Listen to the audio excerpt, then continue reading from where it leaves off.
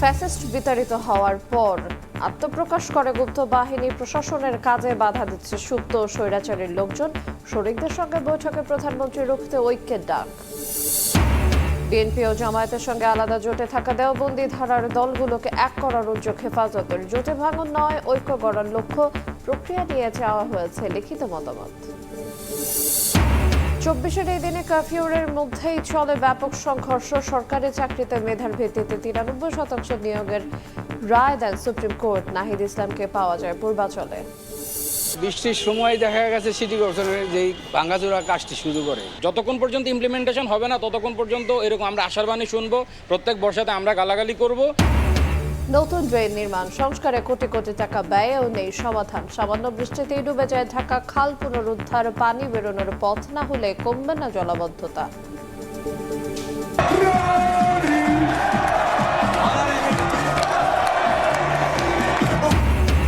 সিভিলেস চত্বরের লাখো মানুষের উচ্ছ্বাস। দেশে জমকালো সংবর্ধনা পেল বিশ্ব চ্যাম্পিয়ন স্পেন। সমর্থকদের ভালোবাসায় সিক্ত বিশ্বকাপ জয়ী দল।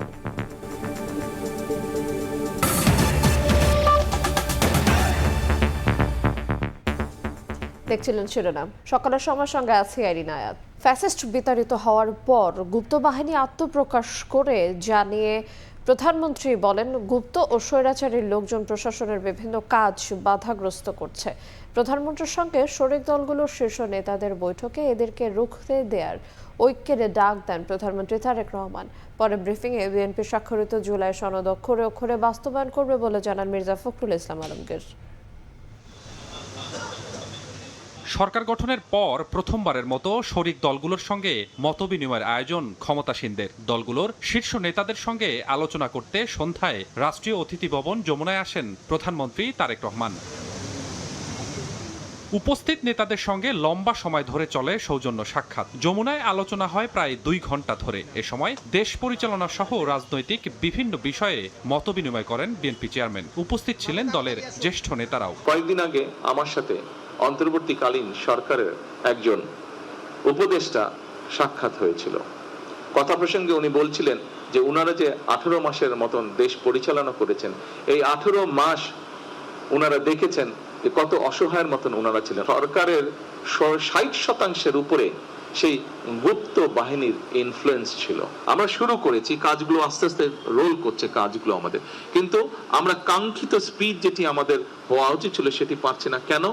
সেই সুপ্ত গুপ্ত বলুন আর স্বৈরাচার বলুন, এদের অনেক লোকজন এখনো প্রশ্ন এবং বিভিন্ন জায়গায় তারা বাধাগ্রস্ত করছে। দেশের মানুষের সেই আস্থা ধরে রাখার জন্য আমাদেরকে যে কোনো মূল্যে ঐক্যবদ্ধ থাকতে হবে। দেশের মানুষের আস্থা ধরে রাখার জন্য আমরা সকলে এক কাজ করব।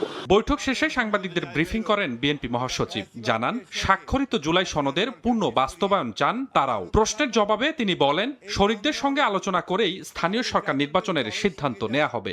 31 দফা কর্মসূচি যেটা আমরা একসাথে দিয়েছিলাম, সেই 31 দফা কর্মসূচি বাস্তবায়িত হবে। এবং তিনি এটাও বলেছেন, আবারও জোর দিয়েই বলেছেন যে জুলাই সনদ যেটা আমরা সমস্ত রাজনৈতিক দলগুলো স্বাক্ষর করেছি, সেই জুলাই সনদ যারা, আমি আবার রিপিট করছি, যেগুলো আমরা স্বাক্ষর করেছি সেটার অক্ষরে অক্ষরে পালন করা হবে। বৈঠকের আনুষ্ঠানিকতায় আমন্ত্রিত নেতাদের সঙ্গে ছিল নৈশভোজের আয়োজনও। স্বপন আহমেদ, সময় সংবাদ, ঢাকা।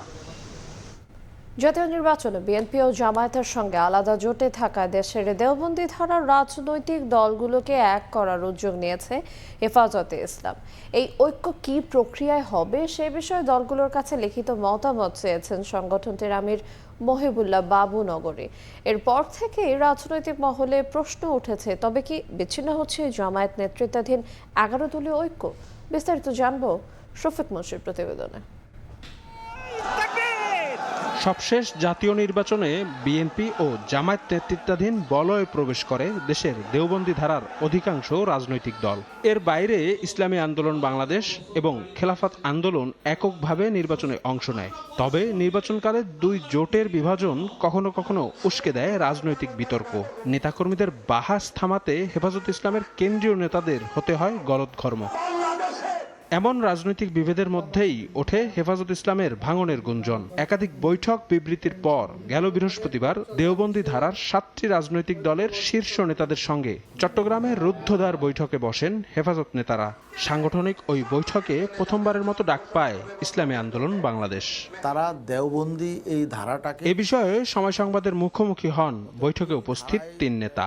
ইসলামী আন্দোলন বাংলাদেশের মহাসচিব বলেন, বিএনপি কিংবা জামায়াত জোটে নয়, নিজেদের মধ্যে ঐক্য দৃঢ় করাই বৈঠকের লক্ষ্য। আমরা যাতে বিচ্ছিন্ন না থাকি, এই যে একই চিন্তার একই বিশ্বাসের যে ইসলামী সংগঠনগুলো সবাই একই লক্ষ্যে কাজ করছে, এরা যাতে বিভিন্ন বলয়ে বিভক্ত না থাকে, এই জন্য ওখানে আলোচনা হয়েছে। নীতিগতভাবে একমত হয়েছে যে আমাদের ঐক্যবদ্ধ থাকা দরকার, এটা দিনের স্বার্থে এবং দেশের স্বার্থে। হেফাজতের বৈঠকের পর বিভিন্ন মাধ্যমে ছড়িয়ে পড়ে জামায়াত নেতৃত্বাধীন 11 দলীয় ঐক্য ভাঙনের গুঞ্জন। তবে এ ব্যাপারটিকে অস্বীকার করছেন ঐক্যের অন্যতম সঙ্গী বাংলাদেশ খেলাফত মজলিসের এই নেতা। 11 দলীয় জোট ছাড়তে হবে, এই কোনো বিষয়টাই চূড়ান্ত হয় নাই। রাজনৈতিক ঐক্য আসলে তো হয় নির্বাচনকে কেন্দ্র করে। রিসেন্টলি তো কোনো জাতীয় নির্বাচন নাই, এখন কোনো নির্বাচনী ঐক্য হবে বলে আমার কাছে মনে হয় না। ঐক্যে ফাটল ধরেছে কিংবা ফাটল ধরবে এই ধরনের কোনো পরিস্থিতি নাই। বাকি মিডিয়া যার যার মতো, সে তো মিডিয়ার নিউজ করে, ন্যারেটিভ তৈরি করে। তবে হেফাজতে ইসলাম মনে করে রাজনৈতিক জোটে ভাঙন নয়, দেওবন্দি চিন্তাধারার সব দলগুলোর ঐক্য গড়াই তাদের মূল লক্ষ্য। যারা বিএনপির সাথে জোটে আছেন, জামায়াতের সাথে 11 দলে যারা আছেন, আপনারা বের হয়ে যান, এরকম কোনো কথাবার্তা বলেননি তিনি। তার উদ্দেশ্য এটাই ছিল যে আমরা যারা কওমি আছি, আমরা ঐক্যবদ্ধ একটা প্ল্যাটফর্মে আসি, আমাদের ঐক্যবদ্ধভাবে একটা আমাদের আলাদা শক্তি জনগণের সামনে আমরা প্রকাশ করা। ঐক্যের প্রক্রিয়া ঠিক করতে আগামী 3 আগস্টের মধ্যে দলগুলোর পক্ষ থেকে লিখিত মতামত চেয়েছে হেফাজত আমির। এখনো আমাদের সামনে। শফিক মুন্সি, সময় সংবাদ, ঢাকা। বর্ষাইলেই একই দুর্ভোগ, নগরবাসীর মনে পুরনো প্রশ্ন, আবারও কি ডুবতে যাচ্ছে রাজধানী ঢাকার বেশিরভাগ এলাকা? সমস্যা সমাধানে গেল অর্থবছরে জলাবদ্ধতা নিরসন ও নর্দমা পরিষ্কারে উত্তর সিটি ব্যয় করেছে 178 কোটি টাকা, আর দক্ষিণ সিটিতে জলাবদ্ধতা নিরসন ও খাল নালা পরিষ্কারে ব্যয় হয়েছে প্রায় 84 কোটি টাকা। প্রশ্ন উঠেছে, প্রতি বছর কোটি কোটি টাকা খরচের পরও কেন একই চিত্র? তানভীর হাসান মেঘের প্রতিবেদনে দেখব বিস্তারিত।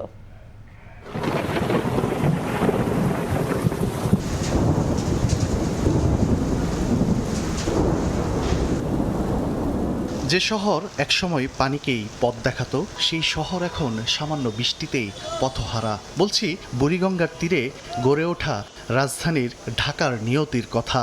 কয়েক ঘন্টার বৃষ্টিতে অলিগলি থেকে প্রধান সড়ক সবই পানির নিচে। প্রতি বর্ষায় একই দৃশ্য, একই দুর্ভোগ, একই আলোচনা। নগরবাসীর মনে পুরনো প্রশ্ন, কেন ডুবে যায় তিলোত্তমা এই নগরী?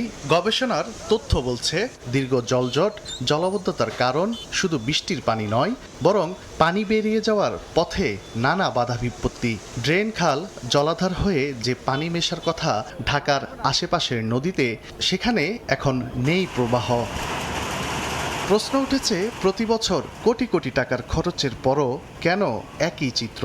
বৃষ্টির সময় দেখা গেছে সিটি কর্পোরেশনের যেই ভাঙাচোরা কাজটি শুরু করে, দেখা গেছে রাস্তাঘাটটা ভাঙা থাকলে তখনই ময়লা টলা ওই ভাঙা ঢাকা চলে গেলে তখন এই সমস্যাটা তৈরি হয়। সরকার এটা বাজেট দিলেও সিটি কর্পোরেশন থেকে এটার অনেক গাফিলতি আছে এটার ব্যাপারে। এসি রুমের যেই প্ল্যানটা, সেই প্ল্যানটা অনেক এসি রুমের মতোই হয়। যতক্ষণ পর্যন্ত ইমপ্লিমেন্টেশন হবে না ততক্ষণ পর্যন্ত এরকম আমরা আশার বাণী শুনবো, প্রত্যেক বর্ষাতে আমরা গালাগালি করব। শুধু সোশ্যাল নেটওয়ার্কিংয়ে আমি এটা করছি, এত টাকা বরাদ্দ পেয়েছি, এগুলো করলে হবে না, ফিজিক্যালি নামতে হবে। 2025-26 অর্থ বছরে ঢাকা উত্তর সিটিতে ড্রেন নির্মাণ ও জলাবদ্ধতা নিরসনে 800 কোটি টাকার বেশি বরাদ্দ দেওয়া হয়। চলতি বছরে জুন পর্যন্ত যার ব্যয় হয়েছে প্রায় 178 কোটি টাকা। এ সময়ে নতুন ড্রেন নির্মাণ, সংস্কার ও পুনর্বাসন করা হয়েছে। ড্রেন পরিষ্কারে ব্যয় হয়েছে 15 লাখ টাকা। অন্যদিকে ঢাকা দক্ষিণ সিটিতে জলাবদ্ধতা নিরসনে 75 কোটি টাকা বরাদ্দ হয়, যার সিংহভাগই ব্যয় হয়েছে। আর বর্জ্য ব্যবস্থাপনা বিভাগের তথ্য বলছে, নর্দমা, খাল ও বক্স কালভার্ট পরিষ্কারে বরাদ্দকৃত 40 কোটি টাকার মধ্যে প্রায় 25 কোটি টাকা খরচ হয়েছে। খাল পুনরুদ্ধার ও পানি বের হওয়ার পথের বাধা আগে দূর করতে চান দক্ষিণ সিটির প্রশাসক, আর উত্তর সিটি প্রশাসকের নজর ড্রেন নির্মাণ ও খাল পুনরুদ্ধারের। পলিথিন যদি বন্ধ করা না যায় তাহলে আপনি কোনোভাবেই রাস্তা পরিষ্কার রাখতে পারবেন না, ড্রেন পরিষ্কার রাখতে পারবেন না, খালও পরিষ্কার রাখতে পারবেন না। আমরা অলরেডি 2-3টা প্রকল্প নিয়েছি, অন্তত বছরখানেক লাগবে, যে এই বছর হয়তো বেনিফিট পাবে না, নেক্সট ইয়ারে বেনিফিট পাবে। আমরা একটা নতুন করে প্রস্তাবনা দিয়েছি এলজিডি মন্ত্রণালয়কে যে আমাদের খালগুলো খনন করার জন্য। তো আমাদের খালগুলো যদি খনন করতে পারি তাহলে এই যে আজকে যে আমরা ড্রেনেজের যে কাজগুলো করছি সেটা সুফল কিন্তু আমরা ভোগ করতে পারবো। নগর পরিকল্পনাবিদরা বলছেন কোটি কোটি টাকা ব্যয়ে ড্রেন নির্মাণ করলেও খাল, জলাধার ও পানি নিষ্কাশনের পথ ফিরিয়ে না আনলে জলাবদ্ধতা কমবে না। হাতিঝিলের মতোই আরও 5টি রিটেনশন এরিয়া তৈরি করতে হবে, মানে বৃষ্টি হলে পানিটা যাতে কোনো একটা জায়গায় জড়ো হতে পারে। প্রতি বর্ষায় একটাই প্রশ্ন, আবারও কি এই শহর ডুববে? উত্তরটা আকাশে নয়, লুকিয়ে আছে শহরের মাটির নিচে, খালের বুকে, ড্রেনের ভেতরে এবং নগর পরিকল্পনার নকশায়। তানভীর হাসান মেঘ, সময় সংবাদ, ঢাকা। বৃষ্টি এবং উজানের ঢলে বিভিন্ন জায়গায় বাড়ছে নদ নদীর পানি। এ বিষয়ে বিস্তারিত জানাতে রংপুরের গঙ্গাচড়া থেকে যুক্ত হচ্ছেন সহকর্মী আব্দুর রশিদ জীবন এবং গাইবান্ধার ফুলছড়িতে আছেন বিপ্লব ইসলাম। শুরুতে যাব জীবনের কাছে। জীবন, কয়েকদিনের টানা বৃষ্টি এবং ভারত থেকে নেমে আসা উজানের ঢলে আবারও বাড়া কমা শুরু করেছে তিস্তার পানি। এবং এই মুহূর্তে যদি বলি, সকাল থেকে তিস্তার পানি ডালিয়ার ব্যারেজ পয়েন্টে বিপদসীমার 15 সেন্টিমিটার নিচ দিয়ে প্রবাহিত হচ্ছে, যেটা গতকালকে ছিল 5 সেন্টিমিটার নিচ দিয়ে।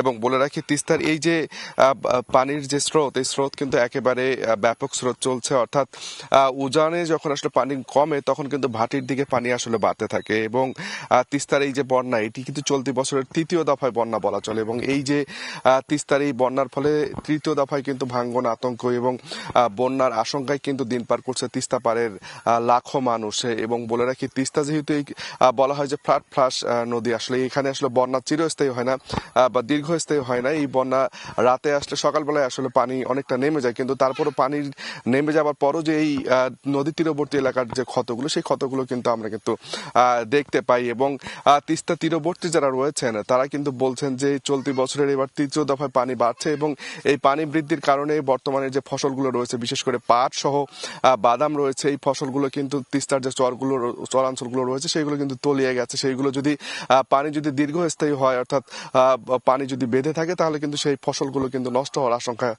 দিন পার করছেন তারা। একই সাথে বন্যা যদি আরো দীর্ঘায়িত হয়, বাড়ির যারা বয়স্ক রয়েছেন, শিশু রয়েছে, একই সাথে গবাদি পশু, সেইগুলো নিয়েও কিন্তু তারা আসলে একেবারে বলা চলে যে কষ্টে দিন পার করেন। এবং অনেকে আসলে বেড়িবাঁধা আশ্রয় নেন, অনেকে আসলে খুব কষ্টে দিন পার করেন। এবং এই সময়গুলোতে তিস্তার যে পানি, সেই পানি কিন্তু একেবারে বিপদসীমার বাড়া কমা করে ঠিকই, কিন্তু ভোগান্তি কিন্তু একেবারে বেড়ে যায়। এবং বর্তমানে আমরা রয়েছে রংপুরের নোহালী ইউনিয়নের একটি চর অঞ্চলে। এখানে কিন্তু আমরা দেখছি যে চর রয়েছে সেটি কিন্তু একেবারে ডুবে গেছে। এবং এখানকার যারা স্থানীয়রা রয়েছেন তারা কিন্তু আশঙ্কা করছেন এই পানি যদি দীর্ঘস্থায়ী হয়, এই বন্যা যদি দীর্ঘস্থায়ী হয়, তাহলে কিন্তু তাদের যে ফসলগুলো রয়েছে বিশেষ করে চরাঞ্চলে, সেই ফসলগুলো কিন্তু তারা বলছেন একেবারে পচে যাবে, সেই ফসলগুলো ধ্বংস হয়ে যাবে। তো সব মিলে যদি বলি, পানি কিন্তু বাড়ছে কমছে, কিন্তু বন্যা আতঙ্কে দিন পার করছেন নদী অঞ্চলের মানুষ। তো সব মিলে এই ছিল রংপুর থেকে সবশেষ। এখন আমরা যাবো গাইবান্ধা, সেখানে রয়েছেন আমাদের সহকর্মী বিপ্লব ইসলাম। কয়েক দফা পানি বৃদ্ধির পর কিন্তু আবারও কয়েকদিন থেকে গাইবান্ধায় যে তিস্তা, ব্রহ্মপুত্র এবং ঘাঘট নদীর পানি, এটি কিন্তু বৃদ্ধি অব্যাহত রয়েছে। এই পানি বৃদ্ধি কিন্তু আমরা দেখছি যে গত কয়েকদিন যেভাবে বাড়ছে, উজানে ভারী বৃষ্টিপাত হওয়ার কারণে কিন্তু এই পানি বৃদ্ধি অব্যাহত রয়েছে। আজকে কিন্তু সকাল 6টার পানি উন্নয়ন বোর্ডের যে তথ্য, সেই তথ্য অনুযায়ী কিন্তু ব্রহ্মপুত্রর পানি একেবারে বেড়ে বিপদসীমার 53 সেন্টিমিটার নিচ দিয়ে প্রবাহিত হচ্ছে। আমরা কিন্তু দেখেছি যে আমি আছি ফুলছড়ি উপজেলায়, এখানে আমরা দেখছি যে একেবারে নদীর পাড় ছুঁই ছুঁই করছে কিন্তু ব্রহ্মপুত্র নদীর পানি। সকাল 6টার পানি উন্নয়ন বোর্ডের তথ্য অনুসারে যদি বলি যে ব্রহ্মপুত্র নদীর পানি কিন্তু গেল 12 ঘন্টায় 16 সেন্টিমিটার বৃদ্ধি পেয়েছে, বৃদ্ধি পেয়ে বিপদসীমার 53 সেন্টিমিটার নিচ দিয়ে। ঘাঘট নদীর পানি 18 সেন্টিমিটার বৃদ্ধি পেয়ে 93 সেন্টিমিটার নিচ দিয়ে, এবং করতোয়া নদীর পানি 47 সেন্টিমিটার বৃদ্ধি বৃদ্ধি পেয়ে বিপদসীমার 163 সেন্টিমিটার নিচ দিয়ে এবং তিস্তা নদীর পানি কিন্তু 5 সেন্টিমিটার বৃদ্ধি পেয়ে বিপদসীমার 36 সেন্টিমিটার নিচ দিয়ে প্রবাহিত হচ্ছে। পানি বিপদসীমার নিচ দিয়ে প্রবাহিত হলেও কিন্তু তিস্তা, ঘাঘট এবং যে করতোয়া নদীর পানি, সেই পানি কিন্তু গত যে 3-4 দিন থেকে বৃদ্ধি পাচ্ছে, বৃদ্ধি পেয়ে একেবারে নদীর যে কিনারা, সেই কিনারা ছুঁই করছে। এই পানি বৃদ্ধির ফলে স্থানীয়রা যেটি বলছেন যে যেভাবে পানি বৃদ্ধি পাচ্ছে তাতে এইভাবে যদি বৃদ্ধি পায় তাহলে কয়েকদিনের মধ্যে একটি বন্যার আশঙ্কা তারা করছেন। তো এই ছিল গাইবান্ধা থেকে ব্রহ্মপুত্র এবং তিস্তা নদীর পানি বৃদ্ধির সর্বশেষ খবর। আমরা সরাসরি যুক্ত ছিলাম গাইবান্ধা থেকে এবং শুরুতে ছিলাম রংপুর থেকে। এদিকে অতিবৃষ্টি এবং ভারত থেকে নেমে আসা পাহাড়ি ঢলের তোড়ে ভেঙে গেছে শেরপুরের নালিতাবাড়ির চিল্লাখালী নদীর দক্ষিণ সন্ন্যাসী ভিটা নোয়াপাড়ার একটি স্টিলের ব্রিজ। সেখানকার সবশেষ অবস্থা জানাতে ঘটনাস্থলে আছেন রিপোর্টার শহীদুল ইসলাম হীরা। আমরা সরাসরি যাব তার কাছে। হীরা, পাহাড় থেকে নেমে আসা খরস্রোতা চিল্লাখালী নদীর আজকের রূপ দেখলে বোঝার কোনো উপায় নেই। গতকালকে এখানে একটি ব্রিজ পানির তোড়ে ভেসে গেছে। আসলে আমরা লক্ষ্য করেছি এই শেরপুরে যে পাহাড়ি ঢল আসে, সেই পাহাড়ি ঢল কিন্তু আসলে ক্ষণস্থায়ী হয়।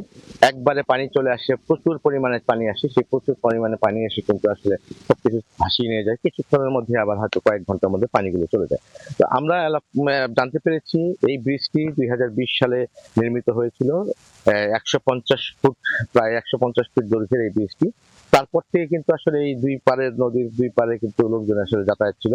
এই দুই পারে কিন্তু আসলে প্রায় 15,000 মানুষের বসবাস। পূর্ব প্রান্তে রয়েছে আমি, পূর্ব প্রান্তের যে এখানকার মানুষজন রয়েছে তাদের বেশিরভাগ জমি জমা কিন্তু আসলে পশ্চিম প্রান্তে রয়েছে। তারা কিন্তু আসলে এখন এই বৃষ্টি ভেঙে যাওয়ার পর থেকে কিন্তু তারা কিন্তু আসলে ওই পারে যেতে পারছে না, তাদের ক্ষেত খামারে যেতে পারছে না। তারা এই চরম বিপদে পড়েছে। একটা বিষয় আমি আপনাকে জানিয়ে রেখে, আমি প্রশাসনের সাথে কথা বলেছি, প্রশাসন আমাকে জানিয়েছেন গতকালকে সন্ধ্যায় তারা এখানে তাদের লোক পাঠিয়েছিলেন, তারা এটা পরিদর্শন করে গেছেন। পরিদর্শন করে গিয়ে কিন্তু আসলে তারা এইটাকে নির্মাণ, যেহেতু এখন পানি বেশি, তাহলে কিন্তু সেক্ষেত্রে কিন্তু আসলে নির্মাণ করাটা তাদের জন্য ঝুঁকিপূর্ণ হয়ে যায়।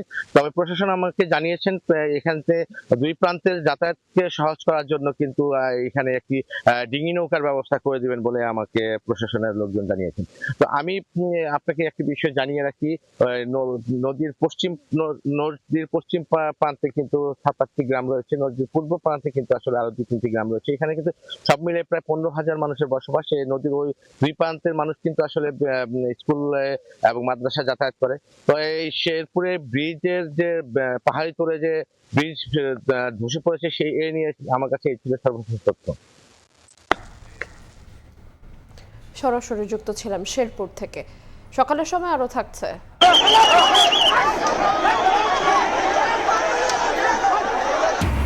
নয়াদিল্লিতে ককরোচ জনতা পার্টির বিক্ষোভে পুলিশের টিয়ার গ্যাস, লাঠিচার্জ, তীব্র সমালোচনা রাহুল গান্ধীর। প্রথমবার আন্দোলনকারীদের সঙ্গে আলোচনায় সরকার। বগুড়ার শাহজাহানপুরের শালককে অপহরণের সময় বাধা দিতে গিয়ে ছুরিকাঘাতে নিহত হয়েছেন দুলাভাই। নিহতের মরদেহ শহীদ জিয়াউর রহমান মেডিকেল কলেজ হাসপাতালের মর্গে রাখা আছে। আহতদের হাসপাতালে চিকিৎসা শেষে বাড়ি নেওয়া হয়েছে। জড়িতদের শনাক্ত এবং গ্রেফতারের চেষ্টা চলছে বলে জানিয়েছে পুলিশ। শ্যালককে অপহরণে বাধা দেওয়ায় প্রাণ দিতে হলো দিনমজুর দুলাভাই রঞ্জু মিয়াকে। স্বজনদের দাবি, শাহজাহানপুরের খাসিরা গ্রামে স্থানীয় একটি চক্র দীর্ঘদিন ধরে মাদক কারবার করে আসছিল।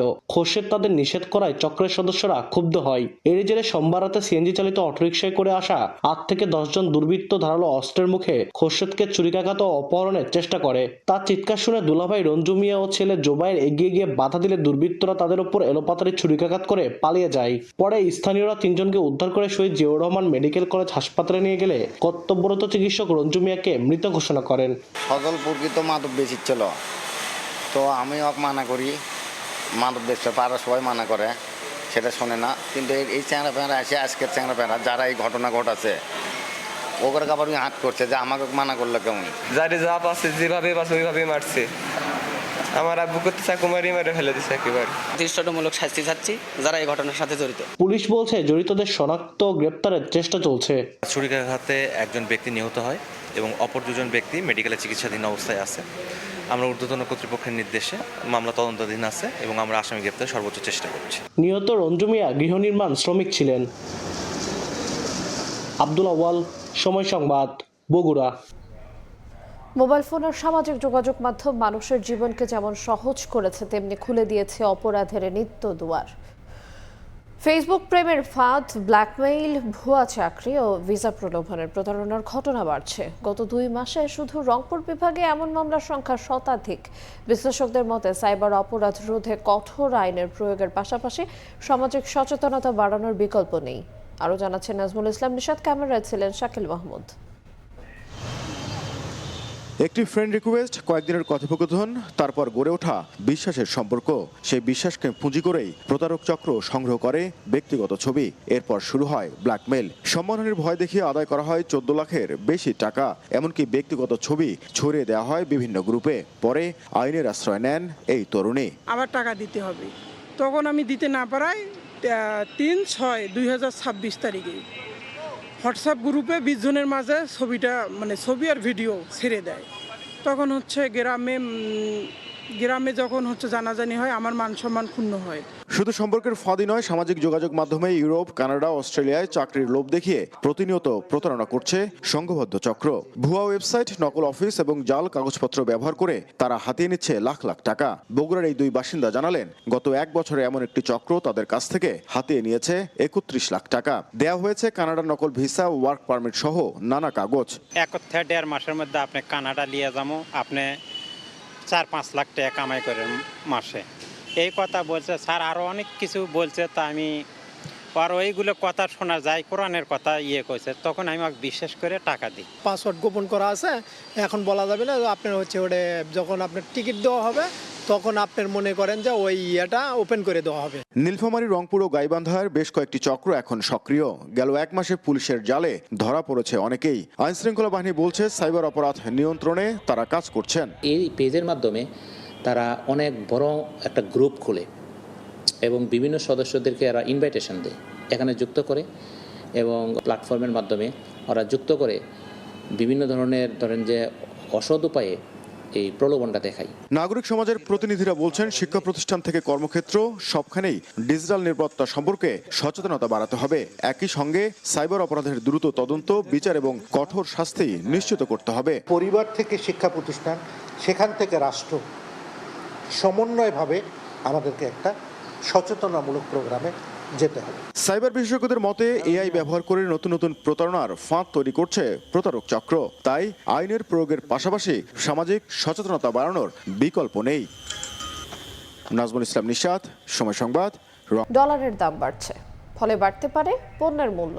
বর্তমানে আমদানি খাতে প্রতি ডলার বিক্রি হচ্ছে 123 টাকা 75 পয়সা, আর খোলা বাজার ও ব্যাংকের নগদ লেনদেনে বিক্রি হচ্ছে 124 টাকা 50 পয়সা থেকে 126 টাকা 50 পয়সায়। কেন্দ্রীয় ব্যাংকের মতে কৃত্রিম নয়, রপ্তানি আয়ের ধীরগতি ও আমদানি বৃদ্ধির চাহিদা নির্ধারণ করছে ডলারের বাজার মূল্য। বিশ্লেষকদের আশঙ্কা, মধ্যপ্রাচ্যের অস্থিরতায় বাড়বে আমদানি ব্যয়, উস্কে দিতে পারে উৎপাদন খরচ ও মূল্যস্ফীতিও। সেলে সুলতানার রিপোর্ট। দেশের ডলারের দাম আবারও বেড়েছে। আন্তঃব্যাংক লেনদেন পর্যালোচনায় দেখা যায়, জুলাইয়ের শুরুতে ডলারের দাম বৃদ্ধির গতি ছিল 13 থেকে 15 পয়সা। শেষ সপ্তাহে 1 লাফে বাড়ে 50 পয়সা। কেনার সাথে তাল রেখে ব্যাংকের ডলার বিক্রিতে দামও বেড়েছে।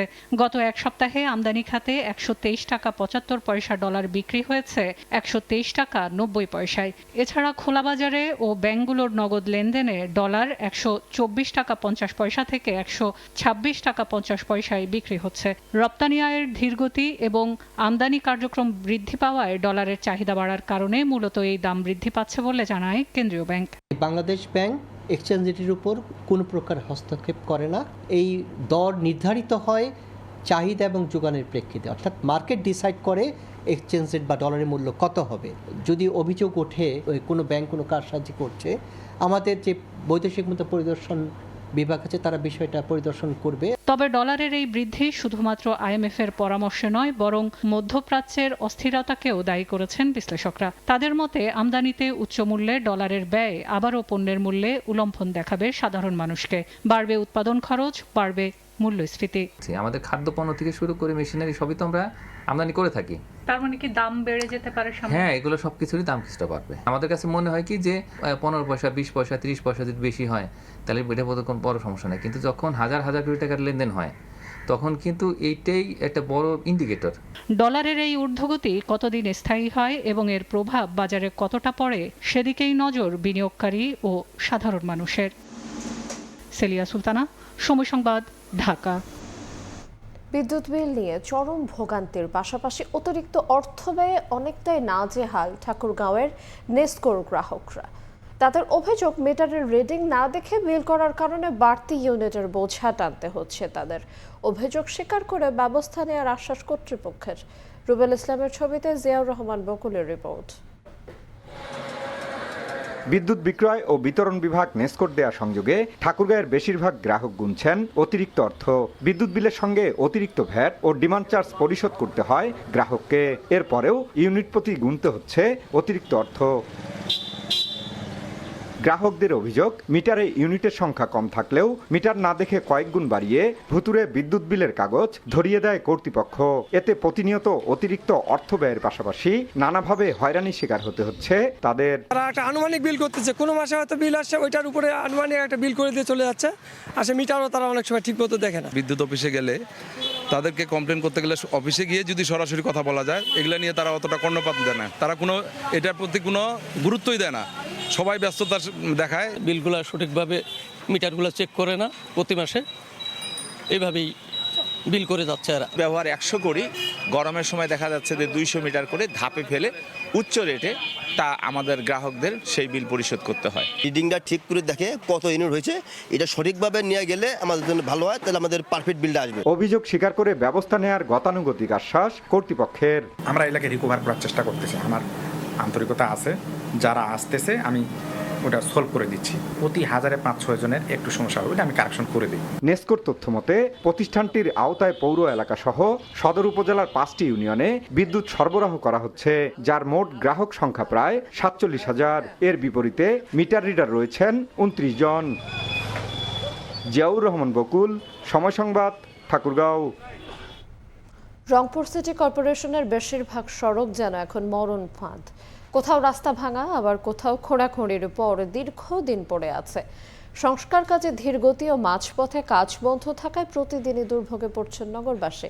তবে সিটি কর্তৃপক্ষের দাবি সড়ক সংস্কারে উদ্যোগ নেওয়া হয়েছে। তারেকুল ইসলামের ছবিতে রেদওয়ান হিমেলের রিপোর্টে বিস্তারিত। খানাখন্দে ভরে গেছে রাস্তা, বৃষ্টিতে সৃষ্টি হয়েছে জলাবদ্ধতা। রংপুর নগরীর অনেক সড়কের এখন এমনই চিত্র। নগরীর ফুল আমের তল থেকে 3 মাথা পর্যন্ত 5.05 কিলোমিটার সড়ক সংস্কার ও প্রশস্তকরণের অনুমোদন হলেও কাজ শুরু হয়েছে মাত্র 2 কিলোমিটার অংশের। তবে দীর্ঘ সময় কাজ বন্ধ থাকায় ক্ষোভ তৈরি হয়েছে স্থানীয়দের মধ্যে। প্রতিনিয়ত 4-5টা অ্যাক্সিডেন্ট হচ্ছে, উল্টি পড়তেছে। যখন ড্রেন হওয়ার কথা তখন ড্রেন করে নাই। এখন বর্ষাকাল, একদিকে খুঁড়ে রাখছে, একদিকে খুঁড়তেছে, কাদা বালি, আরো সামনে তো খারাপ অবস্থা। রাস্তাটার কাজ ধরছে আজকে প্রায় বছর পার হয়ে গেল, গাছটাও আজ পর্যন্ত তুলে নাই। এরা কতদিনে গাছ কাটবে আর কতদিনে রাস্তা করবে সেটা ওরাই জানে। প্রতিনিয়ত এই রোডটার মধ্যে অ্যাক্সিডেন্ট চলছে, দিনে 2-4টা অ্যাক্সিডেন্ট হবেই। একটা গাড়ি যাতায়াতের মতো নয়, গাড়ি যাতায়াত করলে উল্টে পড়ে যায়।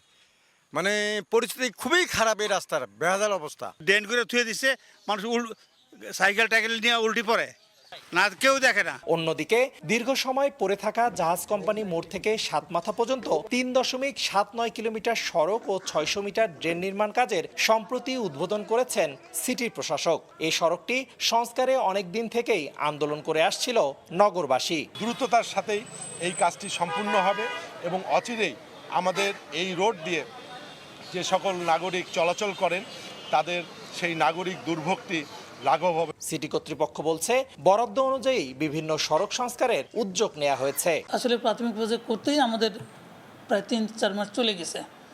আমরা ঠিকাদার এখন পুরোদমে কাজ শুরু করছে। আমাদের মেয়াদ আছে আগামী 27শে জানুয়ারি পর্যন্ত।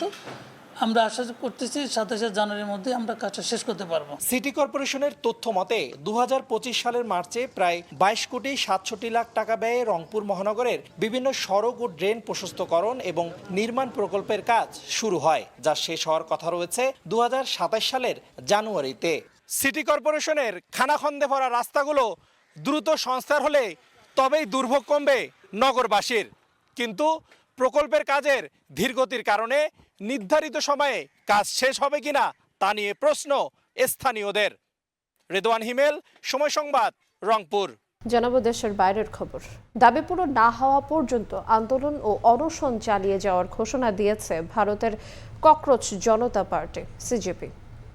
সোমবার ভারতের পার্লামেন্ট অভিমুখে সিজেপির বিক্ষোভে রণক্ষেত্র হয় নয়াদিল্লি। হাজারো বিক্ষোভকারীকে ছত্রভঙ্গ করতে টিয়ার গ্যাস, লাঠিচার্জ ও কড়া নিরাপত্তা ব্যবস্থা নেয় পুলিশ।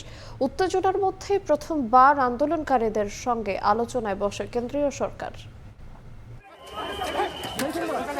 সোমবার পার্লামেন্টমুখী চলো সংসদ কর্মসূচি নিয়ে যন্তর মন্তর থেকে পার্লামেন্ট ভবনের উদ্দেশ্যে যাত্রার সময় নিরাপত্তা বাহিনীর তোপের মুখে রণক্ষেত্রে পরিণত হয় ভারতের দিল্লি। বিক্ষোভ ঠেকাতে সংসদ ভবন, জনপথ, রায়সিনা রোড ও সংলগ্ন এলাকায় বহুস্তরের ব্যারিকেড বসায় দিল্লি পুলিশ। কয়েকটি মেট্রো স্টেশনের প্রবেশপথ বন্ধ করে দেয়া হয় এবং কেন্দ্রীয় দিল্লির বিভিন্ন এলাকায় বিধিনিষেধ জারি করা হয়। এরপরও রাতভর মানুষ যন্তর মন্তরে উপস্থিত থাকেন। ব্যারিকেড ভাঙার চেষ্টা হলে পুলিশ টিয়ার গ্যাস ছোড়ে এবং লাঠিচার্জ করে। পুলিশের দাবি, বিক্ষোভকারীদের ছোড়া ইটপাটকেল ও ভাঙচুরে 118 জনের বেশি পুলিশ সদস্য আহত হয়েছেন। অপরদিকে সিজেপির দাবি, আহত হয়েছেন অন্তত 60 জন আন্দোলনকারী।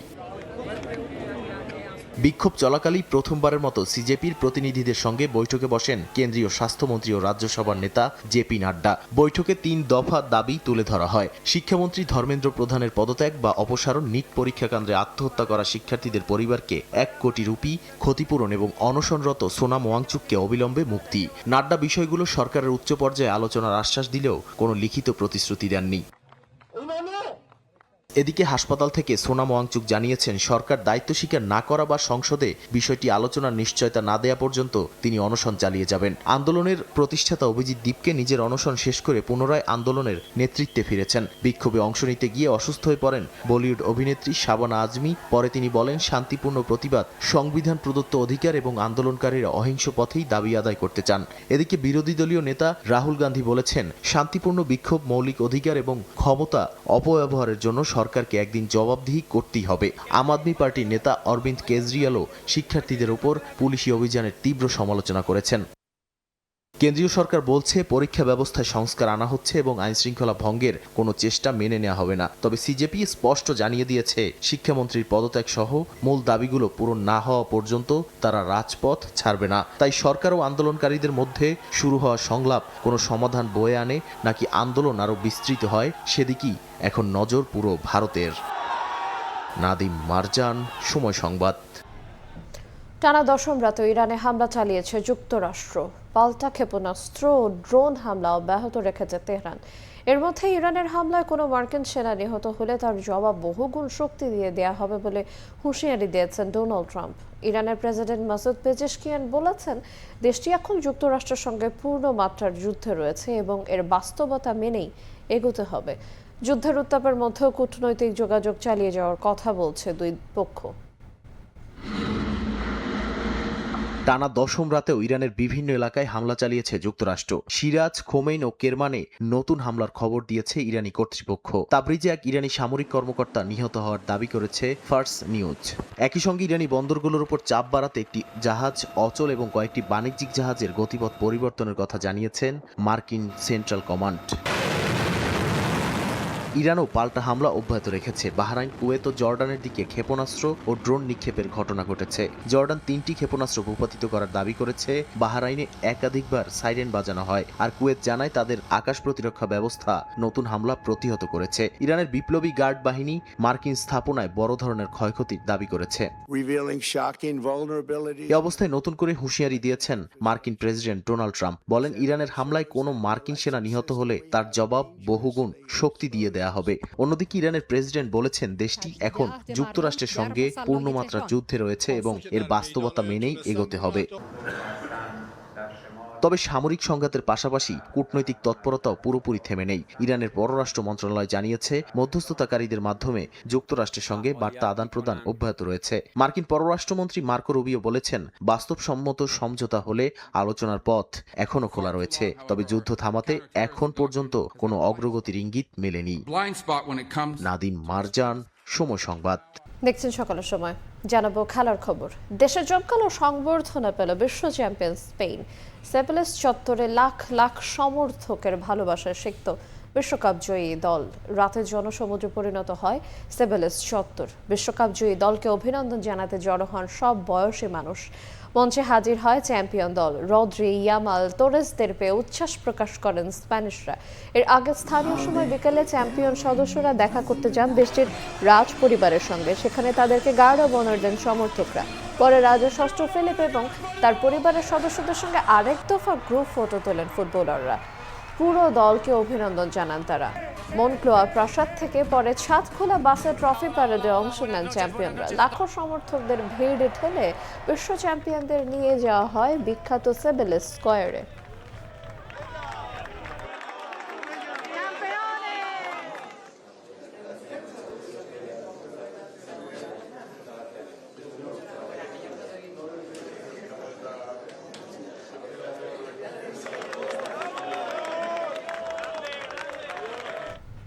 এবারের বিশ্বকাপে বিতর্ক আর সমীকরণ হাত ধরাধরি করে চলেছে। গোল্ডেন বল পুরস্কার যার নবতম সংস্করণ, লিওনেল মেসিকে পেছনে ফেলে কেন গোল্ডেন বল উঠল স্প্যানিশ মিডফিল্ডার রদ্রির হাতে? মাঠের ম্যাজিক নাকি ট্যাকটিক্যাল মাস্টার ক্লাস? ব্যক্তিগত স্কিল নাকি দলের জয় অলরাউন্ডার পারফরমেন্স? ঠিক কোন বিবেচনায় ঘটল এই ঘটনা? আবেগ সরিয়ে চলুন জেনে নেই ফুটবলীয় ব্যাকরণ কি বলছে। গোল্ডেন বল দেওয়ার নিয়মটা আসলে কি? অনেকেই মনে করেন শুধু গোল বা অ্যাসিস্টেই এই পুরস্কারের মাপকাঠি, কিন্তু ফিফা বলছে টুর্নামেন্টের অফিসিয়াল টেকনিক্যাল স্টাডি গ্রুপ এবং অনুমোদিত মিডিয়া প্যানেলের ভোটে সেরা খেলোয়াড় নির্বাচন করা হয়। এখানে একজন খেলোয়াড়ের পজিশন ভিত্তিক কার্যকারিতা, দলের জয়ে তার সরাসরি প্রভাব, চাপের মুখে পারফর্ম করার ক্ষমতা এবং পুরো টুর্নামেন্টে পারফরমেন্সের ধারাবাহিকতার উপর ভিত্তি করে দেয়া হয় রেটিং পয়েন্ট।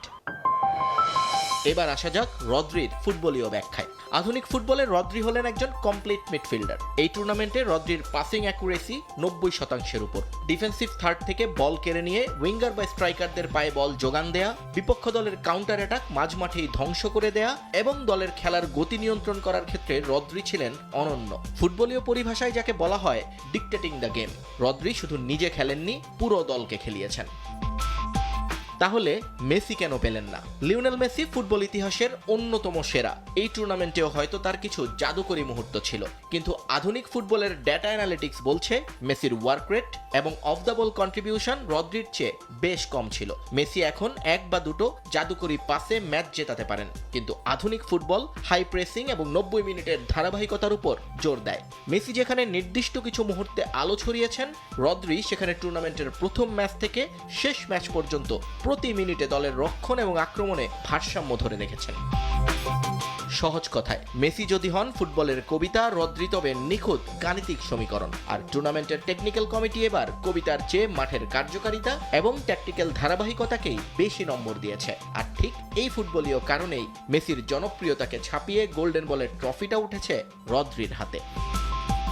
নিয়ন মোহাইমেন, সময় সংবাদ। যোগ্য দলের হাতেই উঠেছে বিশ্বকাপের শিরোপা। ফাইনালের মহারণে আর্জেন্টিনার চেয়ে সব বিভাগে স্পেন এগিয়েছিল বলে মনে করেন বাফুফের সভাপতি তাবিত আওয়াল। 2030 বিশ্বকাপে মেসি খেলবেন বলে আশা তার। ব্যক্তিগত পুরস্কার না পেলেও একক চেষ্টায় মেসি যেভাবে দলকে ফাইনালে তুলেছেন তা অন্য কারো পক্ষে সম্ভব হতো না বলে মনে করেন বাফুফের সভাপতি। 48 দলের বিশ্বকাপ আয়োজনকে সফল হিসেবে দেখছেন তাবিত। তবে আগামী আসরগুলোতে ইউরোপ কোটা কমানোর পক্ষে বাফুফের সভাপতি। বিশ্বকাপের মঞ্চে বড় রেফারিদের বিরুদ্ধে পক্ষপাতমূলক আচরণের অভিযোগ উড়িয়ে দিয়েছেন তিনি। নিউ জার্সিতে স্প্যানিশ সাম্রাজ্যের পতন হয়েছে আর্জেন্টিনার। 16 বছর পর দ্য গ্রেটেস্ট শো অন আর্থের মুকুট পুনরুদ্ধার করেছে স্পেন। দীর্ঘ 1 মাসেরও বেশি সময় ধরে ফুটবল উন্মাদনায় বুঁদ হয়েছিল বাংলাদেশও। 23তম আসরের ফাইনালের রোমাঞ্চ ছুঁয়ে গেছে বাফুফের সভাপতি তাবিথ আউয়ালকেও। ফাইনালে আকাশী সাদা শিবিরের হৃদয় ভাঙলেও বিশ্বকাপে মেটলাইফে যোগ্য দলের হাতেই ট্রফি উঠেছে বলে মনে করেন বাফুফের সভাপতি। আই জাস্ট থিঙ্ক স্পেন আরও বেশি ভালো খেলেছে। মানে আমার মনে হয় কেউ খারাপ খেলেছে, but I think Spain exceptionally ভালো খেলেছে in all positions and all quarters.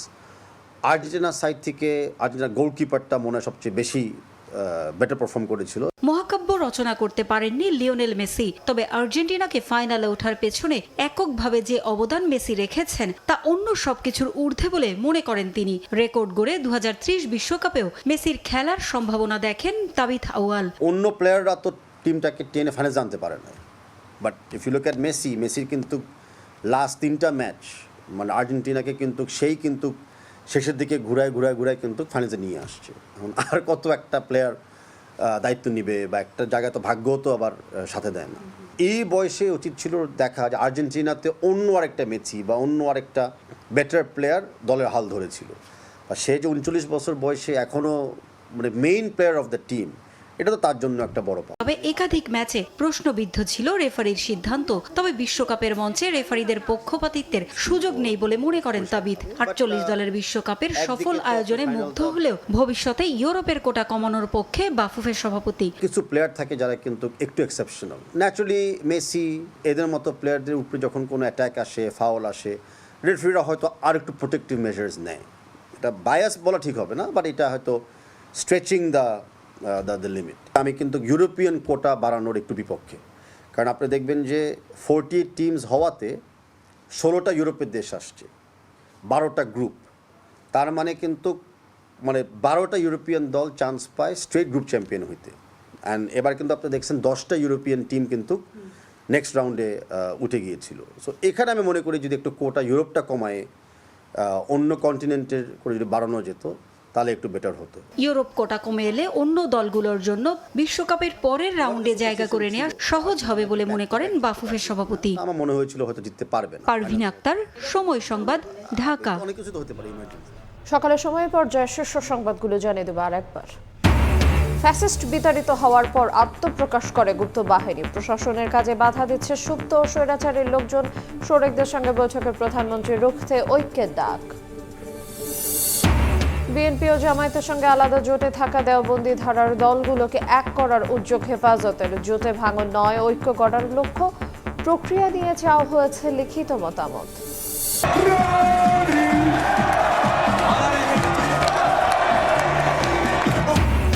সিভিলের চত্বরে লাখো মানুষের উচ্ছ্বাস। দেশের জমকালো সংবর্ধনা পেল বিশ্ব চ্যাম্পিয়ন স্পেন। সমর্থকদের ভালোবাসার সিক্ত বিশ্বকাপ জয়ী দল।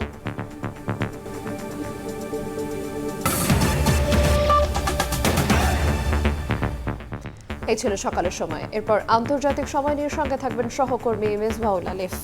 ধন্যবাদ আইরিন। আন্তর্জাতিক সময় নিয়ে আসছি কিছুক্ষণ পর, সঙ্গেই থাকুন সময়ের।